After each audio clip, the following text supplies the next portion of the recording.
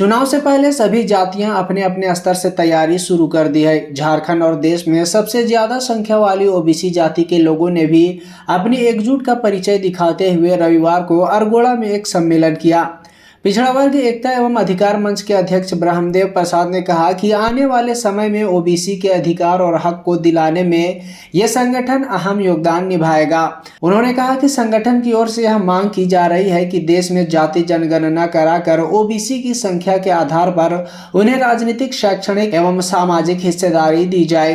कार्यक्रम में आए कार्यकर्ताओं को संबोधित करते हुए ब्रह्मदेव प्रसाद ने कहा कि झारखंड में ओबीसी की संख्या करीब 55% है, जबकि पलामू और हजारीबाग जैसे जिलों में 65% ओबीसी जातियों की संख्या है।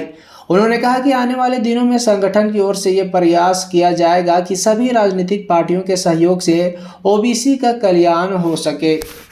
बैठक बुलाने का मतलब हमारे मीडिया के बंधु ने पूछा है, इसको मैं बता देना चाहता हूँ।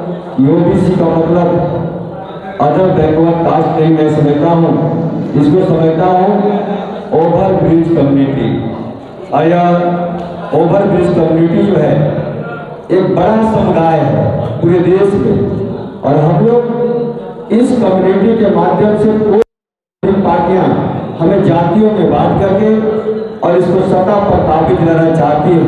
और हमारा ओबीसी परिवार का जनसंख्या पूरे पलामू प्रमंडल में 65%, हजारीबाग प्रमंडल में 65% और पूरे झारखंड मिलाएंगे तो लगभग 55% की हमारी आबादी है ओबीसी परिवार का। चाहे वह यादव समाज से हो, चाहे वह कुर्मी समाज से हो, तमाम जो जातियाँ जो बटी हुई 173 जातियाँ झारखंड में, वह लगभग 55% लोग हमारे झारखंड में निवास करते हैं। तो यह जो झारखंड है, यह झारखंड ओबीसी परिवार का झारखंड है।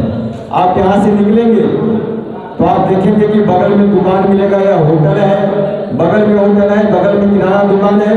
यहाँ से निकलेंगे आप जिधर जाएंगे, दाएं देखेंगे, बाएं देखेंगे, आगे देखेंगे, पीछे देखेंगे, तो ओबीसी परिवार के लोग आपको नजर आएंगे। लेकिन राजनीतिक हिस्सेदारी में, राजनीतिक चेतना में देखेंगे तो हम सब अपनी जिम्मेवारी से भागते हैं। इस जिम्मेवारी को जगाने के लिए हम लोगों ने ओबीसी पिछड़ा वर्ग ओबीसी एकता अधिकार मंच का गठन किया है, और ये अपने झारखंड प्रदेश ही नहीं पूरे देश में लकीर खींचने का काम करेगा। और यह लकीर इतना लंबा पलामू प्रमंडल की धरती से जो 11 फरवरी को ओबीसी परिवार के समाज एकजुट होकर के चटानी एकता का परिचय दिया है।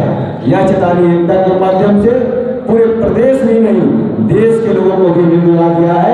यह ओबीसी परिवार एकजुट हो गया है और यह रुकने वाला नहीं है। ओबीसी चल पड़ा है, रुकेगा नहीं। आपको बता देता हूँ, यह ओबीसी परिवार अपने एकता और अधिकार के लिए चल पड़ा है, यह रुकेगा नहीं। तो इसी के लिए हम लोगों ने पूरे इस पलामू प्रमंडल सहित सभी प्रमंडल में, चाहे वह दक्षिणी छोटानागपुर प्रमंडल हो या रांची हो या हमारा हजारीबाग हो या हमारा कुल्हान प्रमंडल हो या दुमका प्रमंडल हो, सभी प्रमंडलों में पलामू प्रमंडल की तरह हम लोग एक बड़ा सा अपना एकता का परिचय देंगे और चटानी एकता के साथ बड़ा बड़ा महासम्मेलन करके अपने हक अधिकार के लिए लोगों को जागरूक करने का काम करेंगे। इसीलिए आप सबों को यहाँ आमंत्रित किया हूँ कि हम ओबीसी को मतलब अदर बैकवर्ड कास्ट नहीं, ऑर्गेनाइज बेस्ड कम्युनिटी है। या ऑर्गेनाइज तरीके से, चाहे वह व्यापार करता हो, चाहे वह रोजगार करता हो, वह ऑर्गेनाइज तरीके से करता है। और वह जितना सरकार रोजगार नहीं देती है लोगों को, उससे ज़्यादा हमारे व्यवसायी बंधु जो हैं, ओबीसी परिवार के व्यवसायी बंधु हैं, वो उससे ज़्यादा रोजगार देने का काम करती है। और वो इस देश की अर्थव्यवस्था की रीढ़ है। ओबीसी परिवार के जो भी व्यवसायी बंधु हैं, वो इस देश की व्यवस्था की रीढ़ है। और देश की अर्थव्यवस्था 16 लाख करोड़ है, और हम जीएसटी के माध्यम से और इनकम टैक्स के माध्यम से 24 लाख करोड़ देते हैं सरकार को।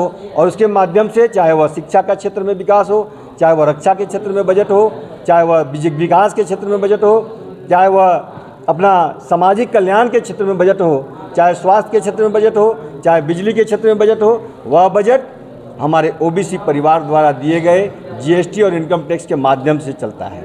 और वह बजट मैं आग्रह करता हूं सरकार से कि उस बजट में हमारे तमाम ओबीसी परिवार के शिक्षकों के लिए, छात्राओं के लिए, छात्रों के लिए राज्य सहित जिले में सभी शैक्षणिक संस्थान में, सभी हमारी छात्रावास में ओबीसी परिवार के लिए छात्रावास हो जिला में और राज्य में, निःशुल्क उसमें रहने की व्यवस्था हो, निःशुल्क सभी शैक्षणिक संस्थान चाहे वह सरकारी हो या गैर सरकारी हो, उसमें हमें निःशुल्क शिक्षा की व्यवस्था हो, यह हम सरकार से मांग करते हैं। हमारा ट्रिपल टेस्ट करा करके, चाहे निकाय चुनाव हो चाहे पंचायत चुनाव हो, उसमें हमारी जनसंख्या के अनुपात में हमें राजनीतिक हिस्सेदारी दे, चाहे वह किसी भी तरह का सभा हो, सम्मेलन हो, तमाम पार्टियां हो, कोई भी पार्टियां हो, उसमें हमारा ओबीसी परिवार को अच्छा प्रतिनिधित्व दे, क्योंकि हम एक बड़े समुदाय के रूप में ऑर्गेनाइज तरीके से ऑर्गेनाइज बेस्ड कम्युनिटी है।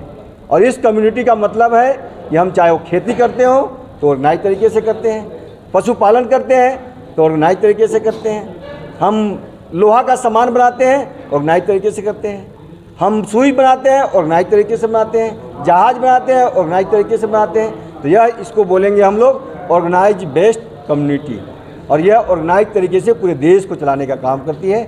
इसलिए हम लोगों ने सरकार से हम मांग किया है कि हमारी जातीय आधारित जनगणना करा करके और आप मुझे हमारा जनसंख्या के अनुपात में हिस्सेदारी दें, चाहे वह नौकरी का क्षेत्र हो, चाहे वह शिक्षा का क्षेत्र हो, चाहे वह रोजगार का क्षेत्र हो, चाहे वह व्यापार का क्षेत्र हो, तमाम क्षेत्रों में हमें जनसंख्या के अनुपात में राजनीतिक हिस्सेदारी और भागीदारी और तमाम क्षेत्रों में भी हिस्सेदारी और भागीदारी चाहिए। इसको लेकर के हमने एक आगाज़ किया है और यह आगाज़ राज्य ही नहीं पूरे देश में पहुंचने का काम करेगा। और देश की सरकार को भी सचेत कर दिया है कि हमारा जो 11 सूत्री मांग पत्र है, यह 11 सूत्री मांग पत्र में जैसे ही हमारा 11 फरवरी को सम्मेलन हुआ पलामू में, इसमें से पहला मांग जो है जातीय आधारित जनगणना करा करके और जनसंख्या के अनुपात में हमको राजनीतिक, सामाजिक, शैक्षणिक हिस्सेदारी दीजिए। तो सरकार ने सचेत हो गया और नई नवनिर्मित सरकार ने घोषणा किया कि हम जातीय आधारित जनगणना झारखंड में कराएंगे। तो निश्चित रूप से हमारी पहली जीत है, पहली विजय है, पहली मांग हमारी पूरी हुई। और हमारी 9वां मांग है कि पिछड़े वर्ग ओबीसी का जो आयोग का